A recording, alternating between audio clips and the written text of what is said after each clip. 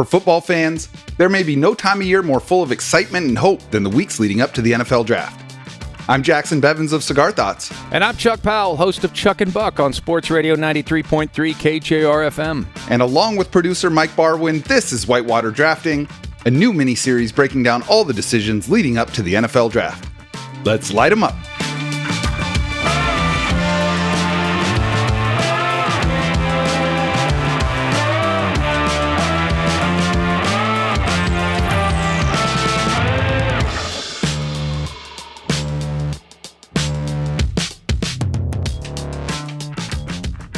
Welcome back. This is a new show, and I am so excited to be here with my friend Chuck Powell of KJR. And I gotta say, man, I love the draft. Chuck, I know you love the draft. Really stoked to be doing this with you. Oh my gosh. It's that time of year, man. I mean, there is a reason, Jacson, that we call this on my radio show Draftmas, because for me, this is Christmas in the spring. And I've often equated it to, this is how we stumbled upon the celebration that is the month-long celebration that is the NFL Draft. I believe, number one, it's the most watched and talked about sporting event from beginning to end. When you think about how much conversation goes into the NFL Draft, it's the most talked about sporting event of the entire American sports year. Number two, it's just set up, Jacson, just like the holidays. It's so much hype, so much build up. There's no way that anybody just celebrates Christmas on Christmas Day anymore in America, and the same thing with the NFL Draft. And it's all about those presents under the tree, speculating as to what they are, what's in that wrapping. You can shake them, you can toss them in the air, you can play little games with your cousins and friends and neighbors as to what you think you're going to get for Draftmas this year, and then you got to wait until draft day. There's no opening them the night before. You wait till draft day, you tear down stairs in your pajamas, and then you sit there and you unwrap your gifts and you find out what new players are on your favorite football team. So I'm an addict, and I cannot wait to do an actual draft show with you. This is something that we've been talking about doing for quite some time, and I'm glad we're finally putting it into action. Yeah, man. Well, I got to tip my hat to you. It's got to be 5-6 years ago now that I had the opportunity to come on your show. And I think we did like Family Feud or something about the Seahawks on your show. And you and I connected and we kind of stayed in touch. And man, it meant the world to me when you reached out about a month ago about doing this. So just tell me a little bit about how all that happened. Well, first of all, I mean, we made that connection. And I think I even told you then, maybe that day, I'm like, dude, you're really good at this. We need to do a couple projects together. And so, there was some back and forth over the years and discussing the right kind of project to do together. And so I've been talking about years doing this NFL Draft podcast, and I thought, man, I need to get with somebody that likes the draft, at least likes the draft as much as I do, loves the Seahawks even more than I do, who's got chops in this business as well. So the idea of working with you on something was exciting for me. The idea that we get to dabble in something we both love so much also kind of made it a perfect idea for a marriage, but I still had to propose and you still had to say yes. Yeah. Well, and I'm so glad you reached out to me after your first 5 choices said no. But I got nothing better going on. So plus you come with Mike. That's right. Yeah, God help you all. Package deal. Unfortunately, man, he's the dead weight I'm lugging around. Well, look, man, I'm super excited to dive into this with you. First of all, I am really, really excited to say that Whitewater Drafting is sponsored by Seattle Cigar Concierge and Balvenie Single Malt Scotch Whiskey. Super excited to have both of those companies on board because those are 2 products that I partake in regularly, and having them part of this is excellent. So, Chuck, when you and I were talking about this before the show, we're on the same page that the draft, it's a game of dominoes, and all of these teams are setting those dominoes up. But the heaviest one, the one at the front of the line, is the quarterback position. And this free agency period is really setting the table for how this draft is going to go. We've seen over the last number of years that the prevalence of quarterback as a position in the NFL draft keeps moving up in priority. Last year, we had 3 of the first 4 picks were quarterbacks. A lot of mocks have the first 3 picks in this draft being quarterbacks, which would be the first time it ever happened. We might see a 4th slip into the top 10 or maybe even higher. So, it's something where if you don't have the guy, getting the guy is number one priority, isn't it? No question about it. And I'll take it a step further. Daniel Jeremiah just came out with his brand new mock this week, the one currently out, and he has quarterbacks taken in the first 4 picks. Yep. I just saw a report from Adam Schefter saying that the Vikings, the reason that they acquired that first-round draft pick last week was so that they could get into a position to draft a quarterback. Mel Kiper has 4 of the first 5 picks coming off the board being quarterbacks. And I think the way that free agency played itself out, the Las Vegas Raiders, I like Gardner Minshew. He's a nice in the pinch starting quarterback for you and a luxurious backup to have, I think, in the National Football League. But I don't think that the Raiders, being quarterback needy, satisfied their quarterback issue with Gardner Minshew. I think they are absolutely hungry and in the market for a QB in this upcoming draft. And so I've said it before, I'm not so sure that even a quarterback would have even fell to the Seattle Seahawks at 16. Right. I think there's a chance that the 6 guys who have been bandied about as possible first-round selections at the quarterback position could all be gone by pick number 12. I don't know if anybody else is saying that, but I actually believe that there's that much of a hunger or thirst, that much of a vacancy right now at the quarterback position. So the Seahawks going out and getting Sam Howell in a trade this past week, Jacson, probably eliminates them from any thought of taking a quarterback in the first round, in my estimation. Yeah, I think certainly in the first round. And look, let's just to rehash it. The Seahawks traded a 3rd and a 5th for Sam Howell, a 4th and a 6th. So they were willing to move back. They already don't have a 2nd round. They did have 2 third-round picks, but they gave up one of them to get Sam Howell, move back to the 4th, move back from the 5th to the 6th. And I don't know about you, Chuck. My first reaction, I was pretty nonplussed. And then I started kind of working through it. And I was like, okay, depending on the draft chart that you use, it's anywhere from, I know the Jimmy Johnson trade chart's a little bit outdated, but they've got the total compensation being like a late 3rd / comp pick. Others have it as a 4th or 5th. A couple of charts even have it as them trading a 6th for him. And in the grand scheme, like if they had taken a quarterback at number 78, I think most Seahawks fans would have been okay with that. You're probably looking at a Spencer Rattler type at that point. And Sam Howell's the same age. He's got 18 starts under his belt. At one point, he was projected to be the number 1 quarterback in the NFL draft going into his second to last college season. So it's not like he was never considered as one of these guys, but this is a backup with maybe a small chance of becoming the next guy if he really shows something. Well, a dirty little secret, 2 draft misses ago, he was sort of my whipping boy in our draft process. It was one of those, whatever you do, don't take Sam Howell. And it became almost comical more than it did actual analytical. So he became that guy for us. I thought, this guy was Chase Daniel reincarnated.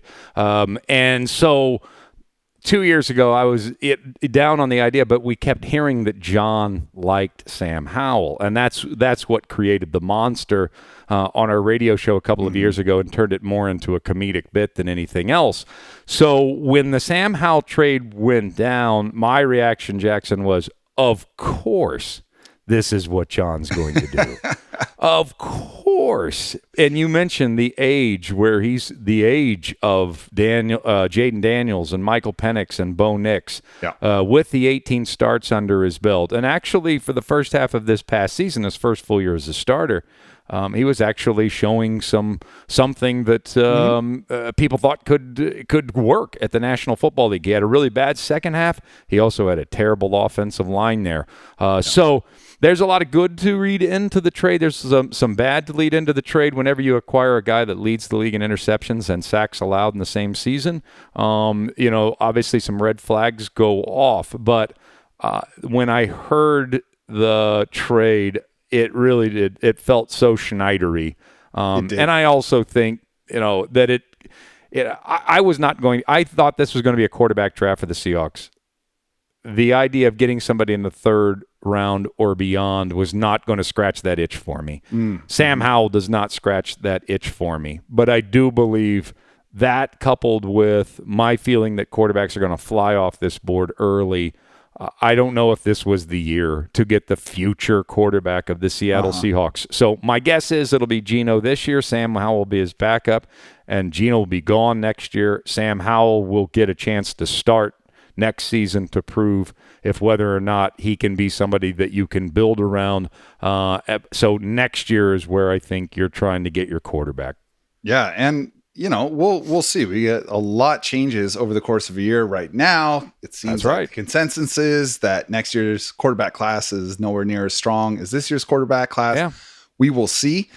There has not been a sterling track record of new quarterbacks in the league over the last 4 years. I mean, I remember, 3 years ago when 5 quarterbacks went, I think in the first 12, 13 picks, Trevor Lawrence and Zach Wilson and Trey Lance and Justin Fields and Mac Jones. And it's like, all of them are backups now, except for Trevor Lawrence. Yeah. And Trevor Lawrence is not so far been the prince that was promised. So, I mean, yeah, man, it's one of those things where I think there's become this hyper focus on you have to have your franchise quarterback on a rookie contract in order to win in the NFL.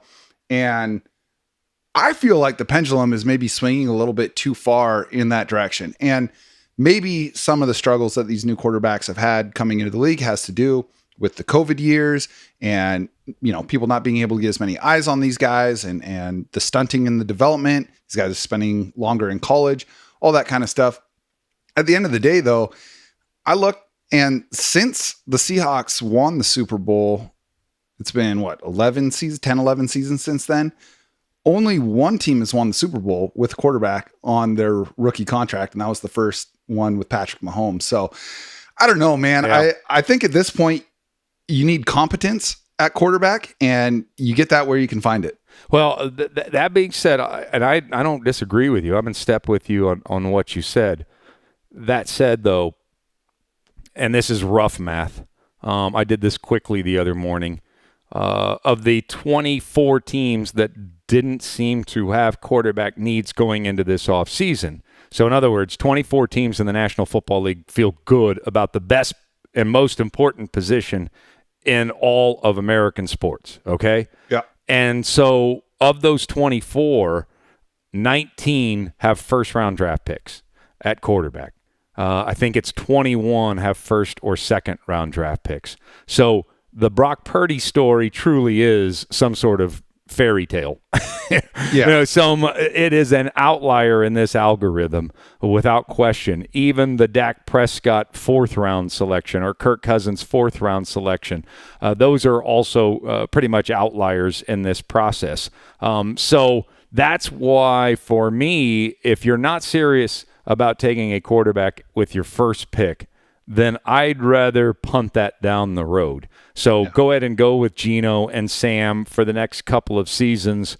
I actually personally pitched for a year ago, you have draft capital right now. When are you ever going to have this kind of draft capital again? Move up and get the quarterback of your choice. Go ahead and go up to 1 or 2. And at the time it was Young or Stroud. And I can proudly say I was a Stroud guy. Go up and get CJ Stroud. I wish they would have done that a year ago. It feels like I think everyone in the NFL is wishing they had done that now. Right?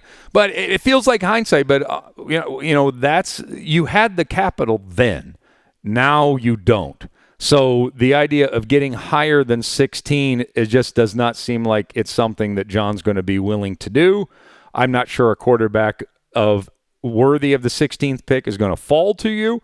And so at that point, I'm not really all that anxious to even get a quarterback this year. Maybe draft one late just to add them to the quarterback room. But for right now, I think Seahawks fans are going to have to accept, for good or for bad, Geno and Sam Howell. That's the current quarterback room right now. Where are you at with Geno? I think he's a top 20 quarterback in the world. Mm-hmm. I don't think he's the guy that is going to, unless you have a Super Bowl roster around him, I don't think that he's going to elevate a team to the Super Bowl. And I don't think the organization right now is fielding a Super Bowl roster at this point. So I think that certainly you're looking for the quarterback of the future at that position. But for now, he's fine. And for now, can you get into the playoffs with him? Yes, I think you can get into the playoffs with Geno Smith as your quarterback, as he proved 2 years ago. Yeah. And we're talking about the Seahawks here, but in the larger scale too, I thought the team that was most interesting in this entire draft was the Atlanta Falcons. They were sitting with the 8th pick. They have drafted in the top 10. This is their 4th straight year drafting in the top 10. They have taken playmakers each of the last 3 years with those picks, right? You had Kyle Pitts, 4th overall. You had Drake London, 10th overall, and Bijan 8th, I believe. I mean, and then you just run them out there, these great players, the best players on your roster on their rookie contracts, and you run them out there with Desmond Ridder and Marcus Mariota. And to me, it was like the highlight, like the most highlighted way that you can show the need. Like, even if you build that roster around them, if you don't have at least baseline competence at the quarterback position, you're fucked. And and like now they made their move. It almost feels like they were pushed into a position where it's like, we can't wait and gamble that somebody's going to fall to us at 8. Let's just go pay Kirk Cousins. Yeah. And to me, that made a lot of sense. Kirk Cousins, top 12 quarterback in the National Football League? I think so. Top 10? Yeah, I think very comfortably top 12. Okay, and so they needed. Okay, you've assembled the pieces first. You did this backwards. You assembled the pieces first, and then you went and got the most important position. And I don't know who's instructing you.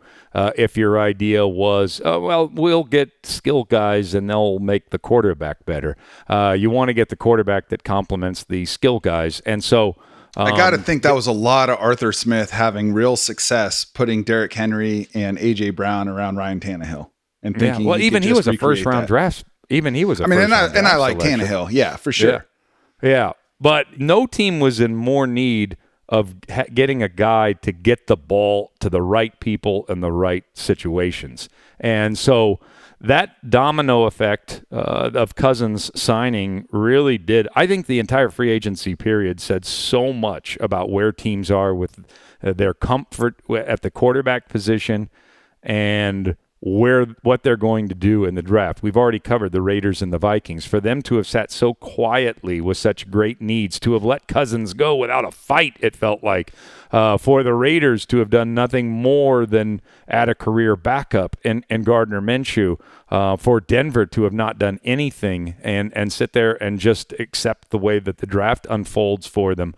I think that the free agent market kind of said volumes about what's going to happen with quarterbacks in the upcoming draft, and I can't wait to see how it all unfolds. Yeah, me too. Another really interesting team was the Pittsburgh Steelers. They're a team with a good roster. I mean, Mike Tomlin, his floor is just 9 wins. I don't think the dude has ever had a losing season in like 18 years, right? Yeah. Like, he is the epitome. We always talk about Pete Carroll being a high floor coach on this show.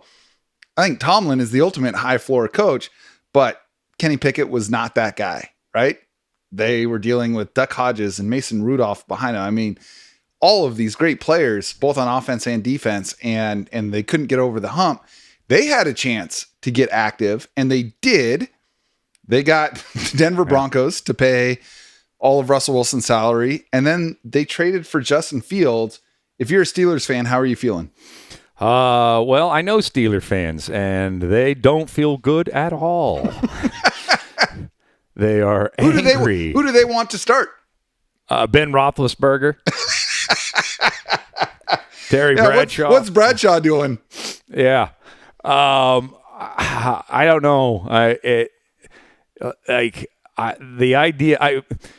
The idea that somebody could have predicted that Russell Wilson and Justin Fields would have both ended up in Pittsburgh in the same offseason. No chance. If you imagine if you put down some money on that in Las Vegas, if there was some sort of they wouldn't even have given you the odds on that one. And then for Russell, and we know each other fairly well, but I know how many of these Cigar Thoughts podcasts you have, so I don't know just how much love you have for your former face of the franchise. But for him to behave Plenty. like Denver didn't happen on his way to Pittsburgh. For him to be acting as he goes into Pittsburgh oh, you guys can't wait for me, and it's like, this is not the same situation, okay? Yeah. No, it is not. You are going. Denver couldn't wait till you get there. They were already throwing championship parades for you, pal, and now you're going to Pittsburgh after those 2 horrible years. Maybe you fell asleep. Maybe you've figured out a psychological way to wipe that from your memory bank. I don't know. But those 2 years have colored you in a different way. Yeah. So how about we fly under the radar, Russ, into Pittsburgh and you don't even have the job yet. They just traded for Justin Fields. You've got competition at the quarterback position. So I would have just thought that he would learn a lesson, maybe fly under the radar, not be the cheerleader, not have 13 tweets a day saying, "Here I come, Pittsburgh. Get ready. Yeah. Let's eat horseshoes. Let's have French fries on top of our sandwiches." You think he's going to show up to his first day of practice in his own jersey again like he did with Denver? He's going to be dressed like a pierogi. I'm one of you guys. Look at me. Let's go meet at the Heinz ketchup bottle and let's take pictures of one another. Just fly under the radar. Go in there, win the job, kick some ass, and let's go. That's your approach right now. No, I'm with you, man. And for any new listeners who may be not familiar with my feelings on Russell Wilson, look, I think he's one of the most important Seahawks of all time. I think he's the best quarterback the franchise has ever had. I think that Seattle got absolutely everything out of him and got out at the right time. And I will say I was wrong at the time. I spent a lot of time on this show talking about how if you have to choose between the 32-year-old quarterback in what I thought was still the prime of his career and the 70-year-old head coach, you take the quarterback. And I was wrong. And they saw it and they made the move. And it might have been just as much about getting rid of his agent, Mark Rodgers, as it was with Russell Wilson. But at the same token, I cheered against Denver and I cheered against Russell Wilson. But I did that not from a Schadenfreude standpoint, but from we got your first round pick and we got your second round pick. Yeah. I want you to suck. I want the Seahawks. Yeah. They don't have a top 5 pick without Russell shit in the bed in Denver. So it's going to be super curious to see. At this point, sure, I'd like to see him do well. Why not? That'd be fun. But I wouldn't say that my hopes are super high. And I don't get the sense that the Steelers' hopes are super high about it either. Well, you talk about high floor. Does this take you to, is this what you were missing? Because that's what the move sort of suggests, that you feel that this is what you're missing, just a little bit better quarterback play. And then what can we possibly do? I think it's going to be week 2 when George Pickens has gotten open on a quick slant for the 18th time and not gotten the ball because Russ has dropped his eyes and tried to spin out of a pass rush to make something happen downfield. I think that's going to be the most interesting dynamic on that team is George Pickens, who is the ultimate talented diva wide receiver. And that's how I want my wide receivers. I love that. But Russ better be getting him the ball on time. Well, and that's just it. When you make the double move like that, Russ has never looked over his shoulder. Mm-hmm. As a pro, even in Denver, even in the struggle year, he wasn't looking over his shoulder. That's right. This will be just the second time in his entire career that he's not going to have a head coach that's worried about his feelings. Mike Tomlin is good at being Mike Tomlin, and that it has nothing to do with whether or not your feelings get hurt or not. That's right. So he's gonna be facing something that he's really never even faced before, and that is you're going in pretty much 50-50 competition, maybe 51-49 to get this started, but that Steeler fan base, the moment you don't play well, is going to be asking to see Justin Fields. That wasn't even happening in Denver because there wasn't anybody of note to put pressure on him in Denver. So, he's entering a new world right now. There's no question about it. Yeah, he sure is. And all of this sets the table for the draft, man. And look, this is a quarterback-centric draft. So you talked about how there's going to be 4 quarterbacks very early in this draft. There are 7 quarterbacks in my mind that are making waves in the draft discussion. You obviously have Caleb Williams, Drake May, Jaden Daniels. JJ McCarthy has been the guy with just turbo strapped to his draft prospect. And then you've got Michael Penix, you've got Bo Nix, Spencer Rattler. Give me your top 5 quarterbacks in this draft in order. How I think they'll go or how I would rank them? How you would rank them. Well, I'll put Caleb Williams first, but I don't think he's without red flags. I think there's a real character issue. He's got to get to the right coach, the right city, the right system to maximize his talents because I think he's highly immature. Tell me more. But I'll still put him first because I don't know. Is there not been many that can do everything like he can, and that includes run the ball. I mean, he's got running back talent. Yeah. He's just so gifted, so elusive, and he can. It's kind of like there's like a Patrick Mahomes to him, but also there's and it's not a Lamar Jackson. It's almost like a Josh Allen. Like he's got some like running ability. He can even run you over if he has to. So I'm going to say he's number 1. I will go ahead and acknowledge because it's almost the evidence is overwhelming from the guys who truly know what they're talking about that Jaden Daniels is just that special. But I'll throw this into the mix, and I'm not trying to dodge my top 5. How is there that much difference, Jacson, between Jaden Daniels and Michael Penix and the evaluation? Where am I not seeing that one of them is considered? I mean, I just heard Dan Orlovsky last week say he should be the number 1 pick in the draft versus Michael Penix, who Daniel Jeremiah still has rated as his 33rd best player overall. Where's the disconnect? Because I see 2 guys of the exact same age. There's 7 months difference. Michael's a little bit older. Penix has had the better consistent career. Even when they were on different teams, Jaden Daniels was good at Arizona State. Michael Penix was better at Indiana.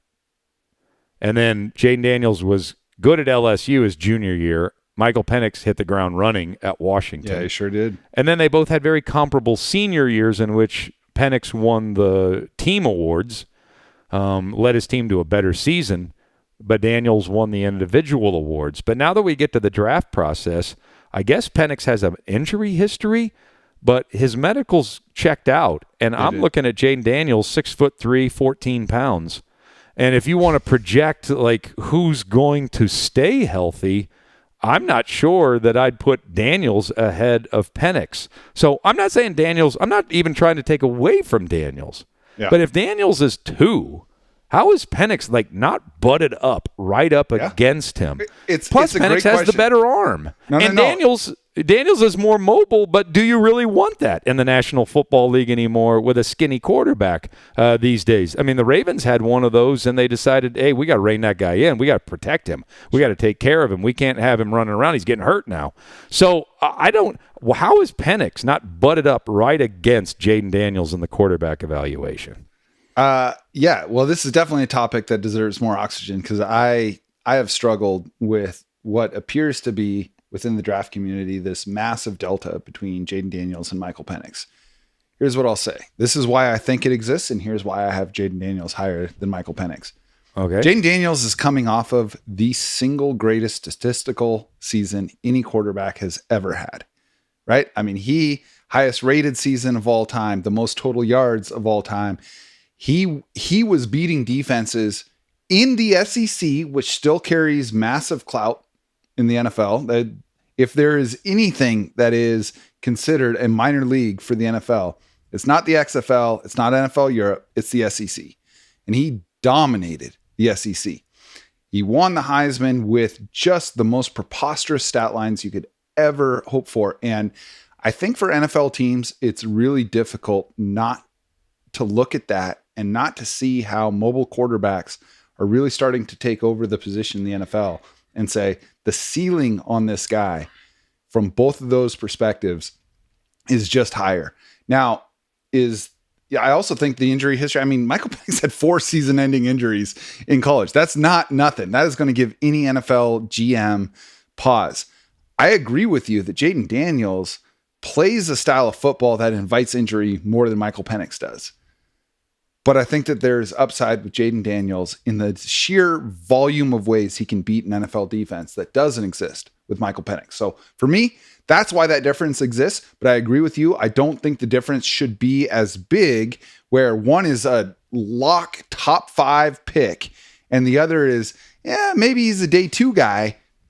That to me doesn't make a whole lot of sense, but I've got Jayden Daniels higher. But you've been dodging the question. Fine. Who's your number 2? Who's your number 2? That's fine. Well, I would just push back a little bit from this because I'm not so sure the NFL is still moving toward the mobile quarterback. I think they're starting to move back toward reining them in. And I'll give you the example. It's Brock Purdy. It's even Patrick Mahomes. That ability to run when you have to run, but the decision of when to run has become more important than ever. So to me, what Patrick Mahomes has shown us in the National Football League is I know what play is required in that given play that gives us the most yards. Yeah. I know where to get the ball, who to get the ball to, or to keep it.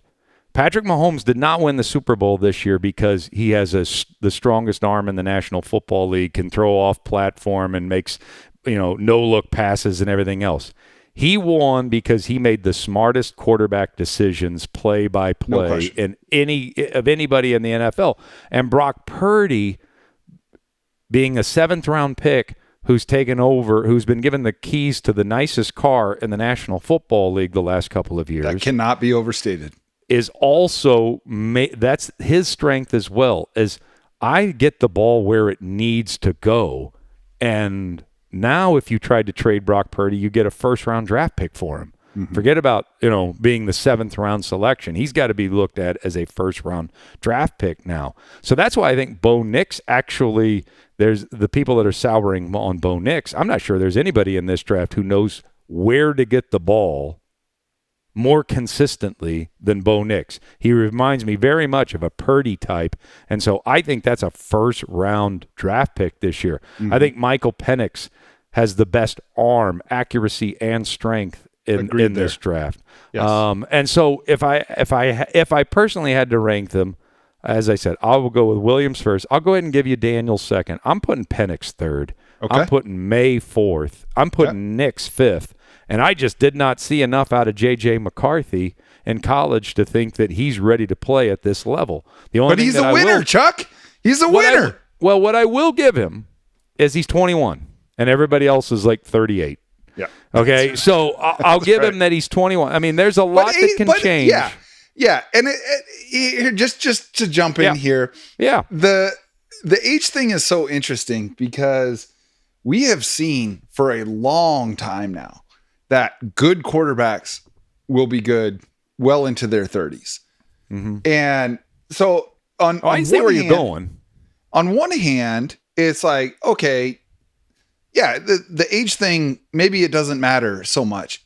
But on the other hand, it's like, okay, Michael Penix started dominating at 22, 23 against college football players. Bo Nix really kind of struggled. I mean, he came in with all of the hoopla coming out of high school, Elite 11, all that kind of stuff, went to Auburn and was all right. Went to Oregon, and there's a lot of pretty overlap there. I do like that connection that you made because Oregon's offense was, hey, we have the fastest players in the country. Get them the ball early. He had the lowest average depth of target of all qualified quarterbacks, which is like 126 quarterbacks in the NFL last year.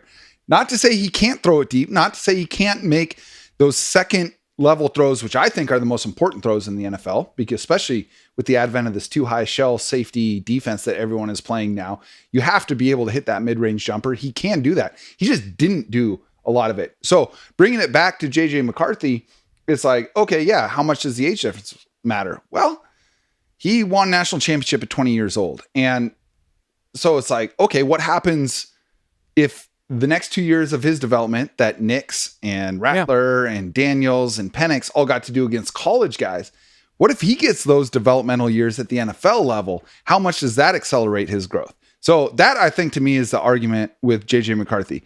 But you've got, I agree. So if I've got this correctly, you've got Caleb Williams 1, you've got Jaden Daniels 2, Penix 3, May 4, Nix 5, and then presumably McCarthy would be next. Yeah, McCarthy would be 6. But I acknowledge that. I mean, the 3-year gap, the difference that an athlete is at age 21 versus 24. I mean, we're about ready to find that with Julio Rodriguez. What's the difference between your 21 age and then now you've got 3 years of experience on that and just the physical maturation that takes place. So I kind of get that NFL teams might see 3 more years of growth from a young man that gets it. That gets and knows how to win. So if that's what you're using, but in terms of just evaluation of where quarterbacks are right now, and most of them are older in this draft, it just to me, Michael Penix just seems to be getting the short end of the stick on all of this evaluation process, and I think Nix does as well. And I would the other thing that I would just push back on just slightly is, Patrick Mahomes won the Super Bowl last year Hugh Millen broke this down for us on KJR. I think he threw like 1 pass in the second half over 10 yards in the Super Bowl. The half that decided who wins the game. That's right. He was just getting the ball where he needed to, where there was green grass ahead of the guy catching it. That's all he was doing. That's kind of what the position is becoming, as unsexy as that sounds. The ability to throw it and to be able to make any throw when it's required, yes. But at the heart of playing the quarterback position today, with as sophisticated and fast as defenses are, teams are really looking for that guy that can you get the ball where it needs to be on most plays and get it there accurately. So that's where McCarthy, I think, gets rated a little higher. But I also think Michael Penix has that ability to do that as well. Yeah, I think we all saw that. The way that I would rank my top 5 right now, subject to change, of course, but we're not going to see any more real on-field stuff between now and the draft. So a lot of any opinion changing that happens over the next month and a half is going to have to do with what you're hearing about how these guys are interviewing and all of that sort of thing. But for me, it's Caleb Williams, number 1. I mean, I am less concerned about perceived personality shortcomings or whatever with him. Not to write them off. That we talk about all the time, Mike and I, how important, if you're going to be the franchise quarterback, you don't just have to be good on Sunday. You are the CEO, you're the face of a Fortune 500 company. You got to do all of that stuff. Here's what I like about Caleb Williams. It seems like he's got a little bit of a LeVar Ball dad, but that dad speaking understood into existence, Jacson. Yeah, well, but here's the thing though, right? Like what a lot of pro athletes struggle with is going from being big man on campus to being a professional. And one of the things that Caleb Williams' dad did when he was like 11 years old, he saw and invested in the talent in his son. And the show Scandal, you familiar with this? Familiar with it, yeah. Yeah, the Olivia Pope character. She's like the Washington, D.C. fixer for the politicians and the movers and the shakers, whatever. The woman that character was based off of is a real life person. Caleb Williams' dad hired her when Caleb was 11 to start coaching him up to be an NFL quarterback and everything that goes into the PR aspect of that. So I think he's ready. I think this is a young man that completely understands how much leverage he has, is not afraid to wield it. That's going to turn a lot of people off. But if you can lean into that, I think that his ceiling is even higher as a result of that level of preparation. I think there's going to be less adjustment to the limelight for Caleb Williams than any other quarterback in this draft. And honestly, for most quarterbacks that have ever come into the NFL. So Caleb, and then I'm not even talking about his physical talent, which I think is far and away the best in this class. Number 2 for me is Drake May. Drake May is a quarterback that I would have zero hesitation making my franchise quarterback moving forward. I would build a roster around this guy. I would build a marketing campaign around this guy. I feel so confident in Drake May's potential as an NFL quarterback. And I think that, you talked about Caleb Williams even having a little bit of Josh Allen to him. Look, I said when Josh Allen, because I was not a Josh Allen guy, that was a big miss for me. I didn't think he was going to make it in the NFL because there's a huge track record of quarterbacks. If you're inaccurate in college, you're going to be inaccurate in the NFL. And he broke that mold. He was inaccurate in college at Wyoming, got away with just being the best athlete on the field every single game, and then revamped his throwing style as a pro and became a top-notch thrower of the football. Drake May is already there. He has the physical talent. He is the prototypical big, strong pocket quarterback, but he can move. And his off-platform throwing, if Caleb Williams didn't exist, we would be talking about Drake May as the guy capable of making every throw from every angle. You're going to have to rein him in. To your point, I think that's very important. Turnovers are the bane of every NFL head coach's existence, but this guy is not afraid to go out and try and win you a game with the talent he has. He's my number 2. Jaden Daniels, just for the incredible upside that he showcased in the SEC, is my number 3. Penix is number 4. I think the league is way too low on him. At the end of the day, you have to be able to make throws to all 3 levels. Even though we are seeing the average depth of target in the NFL come down dramatically year over year in the NFL, to your point, Penix can make those throws. But you brought up Brock Purdy. Look, I like Brock Purdy. Brock Purdy is not making the 3rd level throw into tight coverage when you need it. There's going to be 3 throws in every game against a good team. Not against most teams that you play in the regular season and you're up by 17 in the second half and it's just, don't fuck this up. But when you're needing to win against good teams, you have to make that throw. And Purdy doesn't make that throw.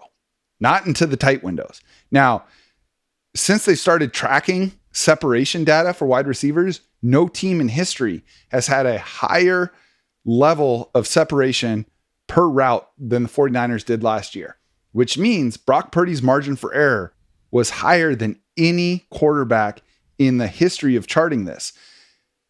But those margins went away against the Kansas City Chiefs and Steve Spagnuolo's defense. And he wasn't able to make the throws that weren't the dump offs, that weren't the short intermediary throws. So to me, a guy like Penix, who showed over and over and over again that not only he can make those throws, he's willing to make those throws. I think he's number 4, and I think he is nipping at the heels of number 3. And then for me, it is JJ McCarthy at number 5. It's hard not. If I was an NFL owner, if I was an NFL GM, and my reputation and this massive investment that I've made is relying on a quarterback, JJ McCarthy. I mean, you go back through this guy's Twitter till the point he was like 13. It's all inspirational quotes and football clips. Like, this is the guy that you can just lean into and say, I at least trust him on that point. And I think that he made enough plays in college to say, like, yeah, I feel good about him, but he would be my number 5. He's like a Brady doll. Like, yeah. Yes. Yeah. It's a great way of putting it. Yeah. Like he's got some of the mannerisms. You can press a button and he'll say some of like Brady-esque quotes. Kind of looks like him, kind of built like him, went to the same college. And believe me, somebody in the top 5 is going to convince them that he's convince themselves that he's the next Tom Brady. I wouldn't be surprised if McCarthy ends up going 2. There's whispers, man. Yeah. There's whispers. And you know what? Like, I get it. I wouldn't make that choice right now. I wouldn't But I get it. Yeah. I understand it. you know? So, yeah, I mean, like we said at the top, the quarterbacks, they're the heaviest dominoes, but there's a lot of other dominoes. And one of the positions that's been at the very tail end of this, that the league has very famously deprioritized over the last 5 years, is the running back position. Yet in this free agency, now granted, we saw a lot of talent available in free agency, more so than normal, but we saw running backs get prioritized. The first free agent to sign was Tony Pollard, and it was a real contract. And then DeAndre Swift, an hour later, got the same contract, 3 years, $24 million. Then we saw Josh Jacobs get a big contract, the biggest contract since maybe Zeke Elliott.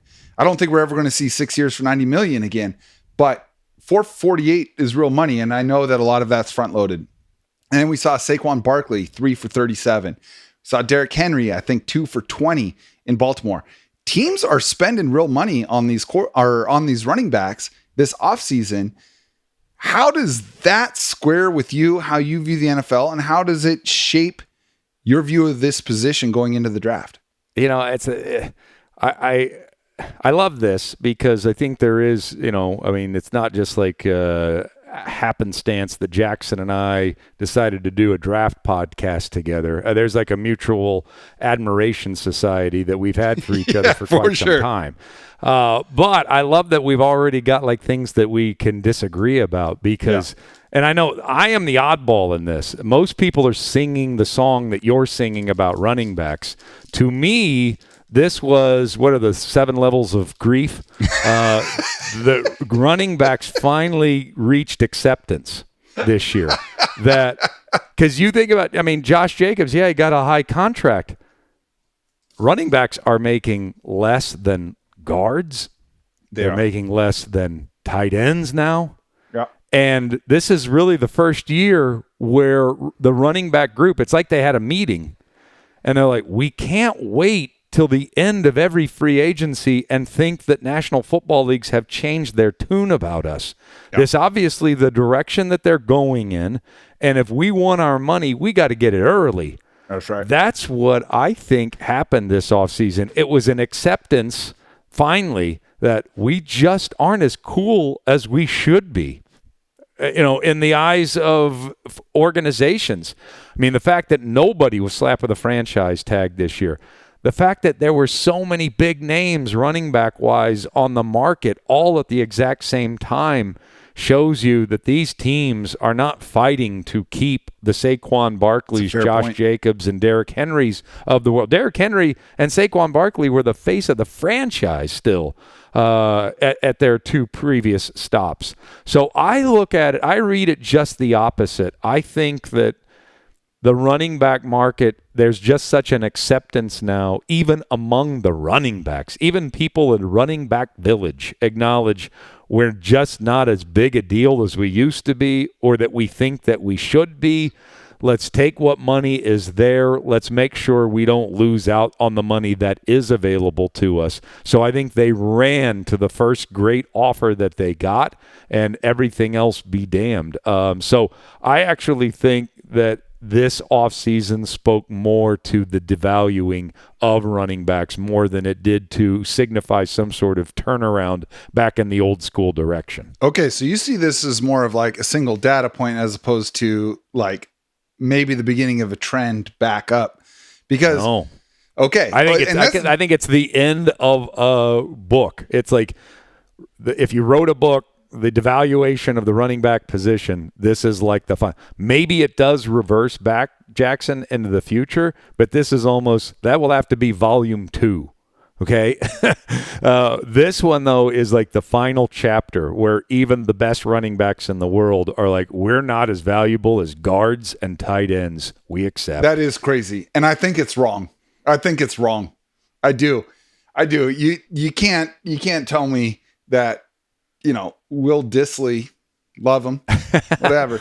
Well, you can't tell me that he is affecting your wins and your losses as much as a good running back, as much as a Derrick Henry, as much as a Tony Pollard, or even a DeAndre Swift. There's no way Will Dissly is making that same amount of impact. I agree. But I think what this is saying is that even though the position itself still has a great impact, there are so many more of them that can make that impact that we're not going to break the bank even for the best ones out there. That's the message that has been delivered. I think there is a marked difference between having Saquon Barkley and Thomas Rolls. Sorry to pick on a former Seahawks running back. But there's a marked difference between that and a 5th-round pick in the upcoming draft, for example. Because there are so many guys that can get the job for you. I mean, we talk about Brock Purdy being an outlier. We're seeing a 4th, 5th, 6th, 7th-round running back every year make an impact on the National Football League. So I think that's the layer that we've reached in the stages of grief, is that the acceptance that we're just not going to be paid that much money, so let's take what we can get. And I think it's going to affect the draft as well. I mean, dude, this might be the first draft where we don't see a running back taken until the 3rd round this upcoming draft.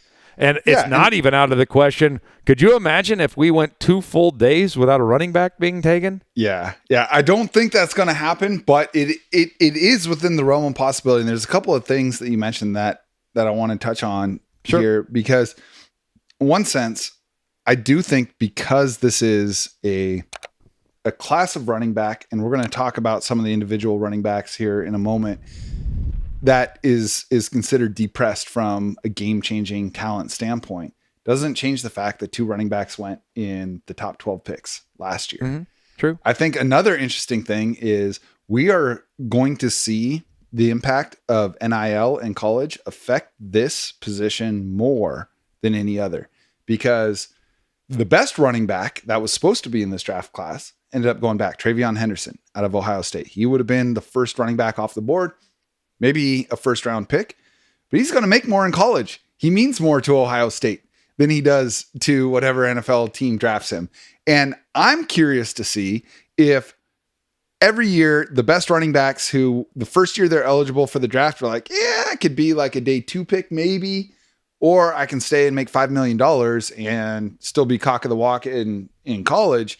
They're going to do that. And I think that is going to force NFL teams to start prioritizing that, because we've talked a lot about Brock Purdy. We've talked more about Brock Purdy than I'd like to so far on this show, but I think that he is such an important inflection point for the entire NFL discourse. Like, oh, you can just find Brock Purdy and win. All of these different directions you can go. How good is he actually?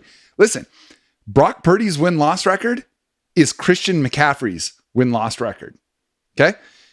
The 49ers, in my mind, transformed from a very good team to an incredible team because of Christian McCaffrey, more than they did because of Brock Purdy. And well, I agree, but I also would put Christian McCaffrey as much in an outlier category as I do Brock Purdy, because Christian McCaffrey, look at what Dalvin Cook did last year. Dalvin Cook was coming off like an 1,100-yard season and 14 touchdowns, and for whatever reason, the NFL, all at the exact same time, knew he was done. They all knew he was done. That's a good point. And he was done. McCaffrey is sort of the exception to the rule right now in the sport. No team wants that running back under contract that hits that NFL proverbial wall. So I kind of put him in a separate category, but I don't disagree with what you're saying. I mean, we had the conversation all year long about how much should Purdy be a part of the MVP conversation, and my 2 cents were not at all. I mean, you can't be the 6th best offensive player on your team and be an MVP candidate. So I see what you're saying, but I also think McCaffrey's so special that maybe he's the difference maker, the true difference maker at that position. I don't know if I'm going to build my running back philosophy around the guy that does it the best, if that makes sense. I think that's fair enough. And, one of the things we're going to do on this show each week leading up to the draft is focus on a different positional group in this draft class. And because I think that the running back position has become such a lightning rod in the NFL discourse over the last few years, that's where we're going to start. So you said it, man, there's no Bijan Robinson or Jahmyr Gibbs in this class, but those were 2 really high picks that showed they're probably worth it, right? We're not going to see that from a draft capital standpoint, but I do this year. But I do think there is real talent in this draft class. So I know you and I, we've been digging into these guys because we're just freaking degenerates. But there will be running backs drafted this year that make an impact for their teams, that help their teams win games. So as you look at this class, who are some of the guys that stand out to you?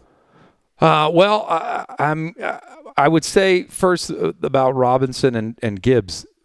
The guys that are going to be drafted high in the future at the running back position, at least for the moment. I mean, this could change. This sport is constantly changing, and people are following what the successful teams are doing. So glad you said it. It's the most underrated part of all NFL discourse is how quick this league evolves. And when everybody's zigging and then the team decides to zag and they have success, guess what? The very next year, everybody's zaggers, and they're going to go the other direction. It's just how the way that the thing has operated since I started watching football, however many years ago. But right now, like Bijan Robinson goes that high because he impacts the passing game about as much as he affects the running game. And although we didn't necessarily see it out of Jahmyr Gibbs, he certainly has that potential, and he is a home run threat every time he touches the ball. I don't know if we have one of those guys in the draft. I think the guy that makes the best impact right away is Blake Corum out of Michigan. There is something about that tank that I think that knows how to get lost at 5'7" in the crowd, but he can also run over you, run past you, run through you. So he might be the guy that I think has the quickest impact on the league. As far as where the Seahawks might go with it, I think maybe you're either going to go one or two directions. Either you're just going to draft somebody late for depth. If you were trying to get somebody that changes your look from down to down, then it's probably Bucky Irving. They don't have a Bucky Irving. There are guys in this draft that remind me of what Zach Charbonnet brings to the table, and there might be a guy that can do what Ken Walker does, and I do stress might. But stressing might. Yeah, Bucky Irving does something different that the Seahawks don't have. And so I'll just try to keep my list short. I think Corum's probably the first running back off the board, and I don't think that's going to happen until the third round. But the guy that if I might be most interested in this group from a Seahawks perspective might be Bucky Irving, just because he brings something completely different to the table than what the other guys do in my running back room. Yeah, I think an interesting comp for Bucky Irving is Kyron Williams, where you've got a guy who he's smaller in stature, he's sturdy, but he's going to catch the ball when you throw it to him. Doesn't fumble. And here's the other thing that we need to keep at top of mind when we're talking about running backs is, what do head coaches value in their running backs? There is a reason that Frank Gore stayed in the league forever. There's a reason that Carlos Hyde, who I think is the best comp for Blake Corum, stayed in the league for so long. Leonard Fournette, etc. Because Ezekiel Elliott will have a job in the NFL till he's 40 if he wants, even when he loses his explosiveness, because he can recognize blitzes. He's going to pick up his blocks. He's not going to get his quarterback killed. He's going to catch everything you throw to him. He's going to get everything that's blocked for him. That is, when you're talking about Bucky Irving and Blake Corum, these are the safe running backs.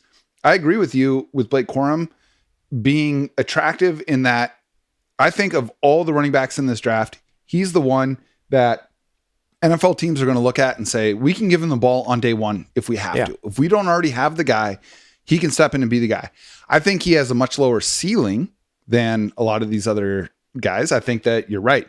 He has good vision. He has amazing feet. If any of you listening watch the combine, obviously we get caught up in the testing numbers, and Corum tested pretty well. But when they were running the drill where you got a high step over the tackling dummies that are laid down, and then, the coach shows the pads one way and you got to go the other way, he dominated that drill. It's like the, what do they call it? The gauntlet drill for wide receivers, where it's like, okay, yeah, you can run this fast and jump this high, but like, can you run in a straight line catching passes? And that's what that drill was for me for running backs, and Corum dominated it. I do think it's just a lower ceiling there. He's going to get you 4 yards to 10 yards, but he's never going to get you 80 yards. There are a few guys in this draft that excite me in the blow the top off the defense type. And I think one of them is Trey Benson, who I think is going to be the first running back taken in this draft out of Florida State. He showed up. He's the prototype. He's big. He's strong. He's incredibly fast, explosive, all those things. Now, I don't love his tape, but I think that coaches believe so much in their ability to get their hands on a guy who has the tools and teach him to be great. Trey Benson will be the number one. I think the best running back in this draft class is Jonathan Brooks out of Texas. And if he hadn't blown out his knee late in the season, I don't think there'd be any question that he'd be the first running back off the board. I think he would be a round 2 pick, but now teams are going to have to say, okay, he tore his ACL. Is he going to come back like Breece Hall, or is he going to come back like J.K. Dobbins? Is he going to be Travis Etienne, or is he going to be Javonte Williams? Like, that's a big gamble to take. But because we're not going to see a running back in the top 15 picks, we're not going to see teams drafting for immediate impact at this position the way that we have in the past. And if it were me, Jonathan Brooks, I'm going to take my 4 to 6 months between the draft. And, there's talk that he'll probably be ready for the beginning of the season, but realistically it's probably closer to Halloween or even Thanksgiving before he's really making an impact. I think he's the best running back in this class. He's a running back out of Texas. He's my guy. Mm-hmm. Yeah. Well, I think it's a corral, adding to your corral kind of year for the entire National Football League. Nearly every team's going to draft a running back and just add a piece to their corral, and see what emerges from that. So it just feels like there's an awful lot of 3rd to 5th round talent at this position. The Seahawks will add a piece at this position. They might be one of the teams that doesn't add anything until the 6th or 7th round. Speaking to the general point about running backs today, I don't know if there's not a Bijan Robinson. I think we both agree on that. I think that this could be record-setting in terms of how long it takes for the first guy comes off the board. But between Brooks and Benson, and there are still others that we could add to this Braylon list. Allen. There are a lot of guys with upside, certainly, that could end up being number one RB1s for NFL teams for years to come. But it's going to be one of those kind of drafts for the running back position. Yeah, there's a couple other names I want to touch on here. One is Braylon Allen, who is just like the gigantor out of Wisconsin. He's one of those guys that accelerated his graduation requirements to get to campus at 17 years old. Highest rated running back prospect out of his class in high school. He goes to Wisconsin, has like 1,100 yards as a 17-year-old, 6'4". I think he's like 235. He tested well at the combine. At some point, I don't love his feet and I don't love his eyes, but you can teach feet and you can teach eyes. You can't teach 6'4", you can't teach 235, and you can't teach his speed and explosiveness with that. I think teams are going to fall in love with that. Someone is going to say that could be his top 5% outcome. That could be Derrick Henry. So I think he's going to go high. The guy that Brandon Jacobs.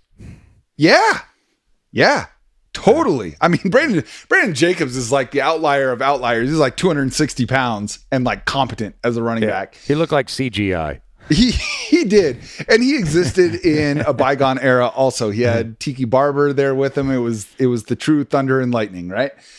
But for me, the guy that I'm most excited about, and I hate putting this out there because I know I got people listening who are in dynasty football leagues with me. I love Jalen Wright out of Tennessee.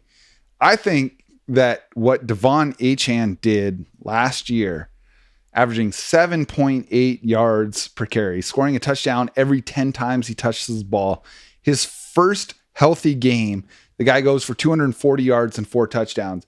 There's going to be coaches looking for that next guy, right? We talk about looking for the next Brock Purdy. We talk about looking for the next Patrick Mahomes.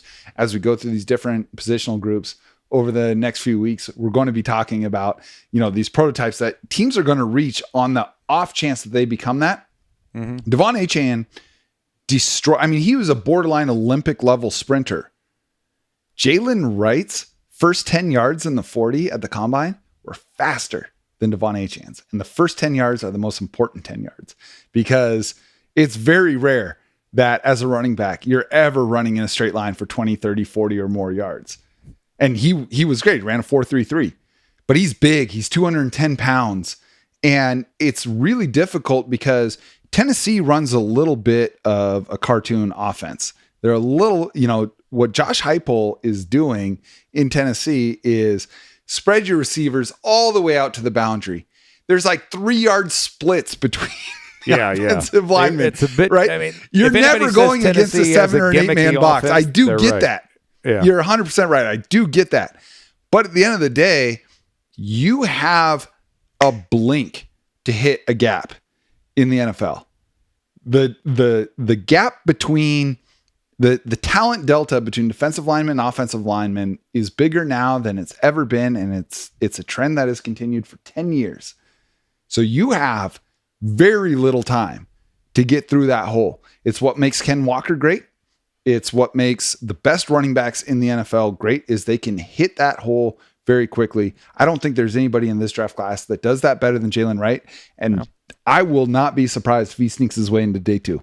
Yeah, into day 2. Yeah, well, I think he's kind of projecting there, like, third round selection. There's no question. And if people start seeing Achane, I mean, people might have been worried about the size. But he kind of blew that away the first time he was given a couple of carries for the Miami Dolphins. So, I mean, they're again, this is corral adding. There's certainly talent out here. There doesn't seem to be the complete running back in this draft class that's going to warrant a first round selection. But certainly there's talent aplenty out here to add to teams.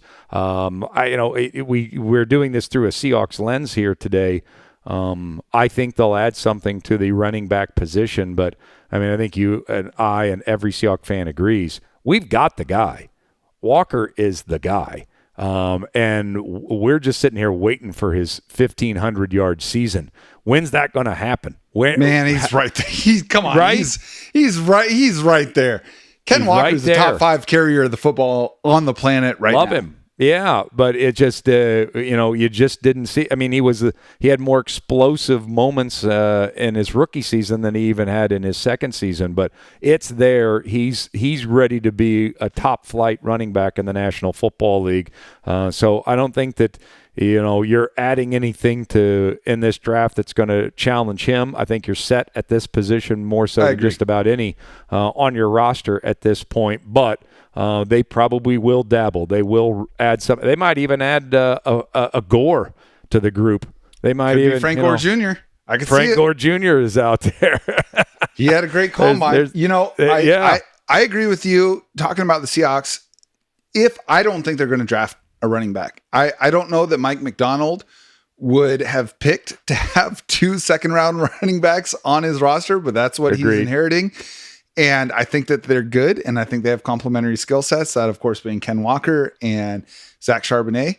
But if they do, McIntosh, we didn't get to see any of. They've got McIntosh, who's kind of that sprightly little third down back type of guy, hurry up offense type of guy. But if they do take a shot at running back, I think it's going to be very late. And I think the guy that I have earmarked for them is Isaac Guerendo. The running back out of Louisville, showed up at 215 pounds and ran a 4.29, something like that. Just, decimating the speed score, which is basically taking your 40-yard dash and accounting for your weight. And he has 100th percentile speed score. That's who I think, if I was John Schneider and Mike McDonald, I'm like, okay, you know what? We do need to add someone to this corral, to this stable. I want someone that can be a game breaker. I want someone that if Ken Walker is out, I can put it in there and can flip the field. So that would be the guy. I don't think it's going to be a Dylan Johnson. I think there's going to be another team that is going to value someone that can get the 3 to 5 yards. I don't think we're going to see them reach for Marshawn Lloyd out of USC, who I think is going to end up going pretty high. I think it's going to be a home run hitter because they know that they've got 2 really solid guys on their roster already. Okay. Last thing that we're going to do every episode on this show is we're going to make a prediction. for the Seahawks at whatever draft position they happen to be each week, because we're going to see some shuffling, but right now they're 16. Okay. Who do you want the Seahawks to take at 16 this year as we sit right now? Well, as you said, I'm going to go ahead and make my prediction, and I'm trading. So hopefully that's within the rules of whitewater drafting that I can make a trade. Because I don't think there's any doubt they're going to trade at this point. I don't think they're in the quarterback market like they were like we were at least contemplating pre-Sam Howell trade. So I think that and then you also gave up a third-round pick for Sam Howell. So I don't think there's any way John Schneider's waiting from 16th to 85th to pick. So I'm going to go ahead and I'm going to make a trade completely out of the first round. I'm going to trade for the Washington Commanders 2 picks. I believe they are... Oh, man, I should have written this down. I think they are like 37 and 42. And the draft value chart comes out where the Seahawks are a little bit ahead on that. So I'm going to trade for 2 second-round selections for my first rounder, because I need an interior offensive lineman to start right away, and I need an interior inside linebacker to start right away. So I'm going to give you 2 picks. I'm going to go ahead and make a prediction for 2 picks. I mean, this is bold. This is outlandish. You don't get this on just your run-of-the-mill, Johnny Safety Pin kind of podcast here. I mean, we're bringing out all the hard, sharp objects. So I'm going to trade out. I'm going to get those 2 picks from the Commanders. I'm going to take Graham Barton. I hope he lasts that long. The interior offensive lineman out of Duke. And then I'm going to take Peyton Wilson, the North Carolina State linebacker, who was the best linebacker in college football this past year, even though he doesn't project quite as well as others. I think these are just 2 positions where if you're good at it, you're good at it. And so those are my 2 picks as of this date.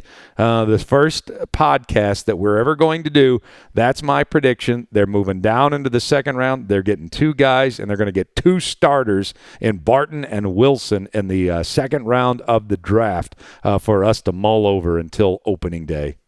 All right. I like that. And I think there's a lot of fans that are going to be on board with that. I, however, have a little bit more conviction in the talent that I think is going to be available at 16. I think it's going to be too hard to pass up. To me, the 2 biggest positions of need in terms of not only what Seattle wants to have on their roster, but also in terms of the value gap that exists between what you're paying the number 16 pick and what a player in his second contract would be worth at that position. I think there's 2 guys. I think there's Byron Murphy, the defensive tackle out of Texas, which was the number 1 focus for UW in their semifinal matchup against Longhorns. And I think Troy Fatanu from UW, who is the offensive tackle, but he was the best offensive lineman at the combine. He is my pick. I think Murphy's going to be gone. I think that if Fatanu is there at 16, I think the drop off after him, to me, there are 16 bona fide first round picks in this draft, and it stops at Fatanu. And he is going to be there, I believe, because there are so many good tackles in this draft. He does a couple of things. He gives you protection if Abe Lucas's knee injury is as bad as I think Seahawks fans fear it might be. And that might have been signaled by the acquisition or reacquisition of George Fant. But the way that he moved, I'm one of those sickos that's watching the offensive line drills at the combine. I did too. Like complete degenerate status. And nobody at that combine moved the way that he did. And that tells me that he can play guard and center if you need him to. And then if and when the time comes that you need a tackle, and it will come, there are not enough offensive linemen in this league. He's going to be the guy. And I think that we can't forget who the offensive coordinator for the Seahawks is. It's Ryan Grubb. He's going to know how to use him. He's going to trust him day one. Troy Fatanu is my pick for the Seahawks in the first round. All right. Well, we'll lock it in. We have, of course, weeks to change our minds on this, but we lock it in for right now. And Mike, write it down. You don't sound like you're going to budge on this. I mean, you sound pretty locked in on this one. I don't know if you'll change between now and draft day. You know what? I'm open to it. One of the things I'm big on is my opinions will change with new information if that new information necessitates a change. But right now it's Troy Fotanu, and I wouldn't be surprised if he's still my guy on the last show that we do before this draft. Excellent stuff, man. All right. Love it. All right, y'all. That's going to do it for the first edition of Whitewater Drafting. Couldn't be happier to have Chuck on board with this. And as always, you can find Mike, Chuck, and I on social media. I am on Twitter at JacksonBevins. That's Jacson. Remember that no K is okay when spelling my name. Chuck is at Chuck Powell, KJR. Mike is at Mike Barwin. And the show itself is at Cigar Thoughts. You can find full video episodes on our YouTube channel at Cigar Thoughts and find the rest of our socials at cigarthoughtsnfl.com. And listen to Chuck every weekday morning at KJR Sports Talk Radio 93.3 FM starting at 10 a.m. This episode is brought to you by Balvenie Premium Single Malt Scotch Whiskey. I've long been a huge fan of their lineup, and we're thrilled to have them on board as a sponsor of the show. If you're watching on YouTube, you've seen me enjoying a glass of their 14-year Caribbean cask, which is finished in rum cask to give it a really smooth vanilla note. It's an excellent bottle, and one of the best things about a great Scotch is how well it plays with a good cigar. And speaking of, we do have our own special release of cigars that you can purchase at a terrific price as a listener of the show. Until recently, you've been able to order your own bundle of 10 for just $169, which is less than half of what this blend sells for in cigars on the open market. But because of the success of the Cigar Thoughts release, we've lowered the price to just $149, and we've decided to keep it there. That's right, only $149 for a bundle of 10. As many of you know, we partnered with one of the most prestigious cigar manufacturers in the world to release these official Cigar Thoughts cigars, which you can order directly from cigarthoughtsnfl.com.